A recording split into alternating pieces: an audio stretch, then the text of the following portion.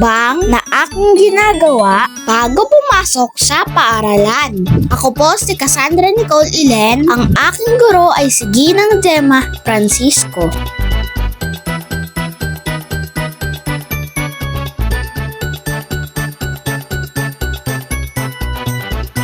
Ang una kong ginagawa paggising sa umaga ay magsipilyo ng ngipin upang ito ay luminis at magkaroon ng preskong hininga.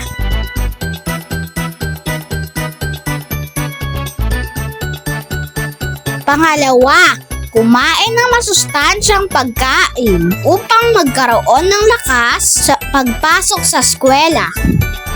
Pangatlo, ako ay naliligo upang maging malinis at mabango ang aking katawan. Ang sunod, magbihis at magsuot ng sapatos upang maging maayos sa pagpasok sa eskwelahan. At panghuli, kunin ang bag, siguraduhin maayos ang gamit, magpaalam kay mama at papa. Pag-aalis na papuntang eskwela. Yan lamang po, paalam!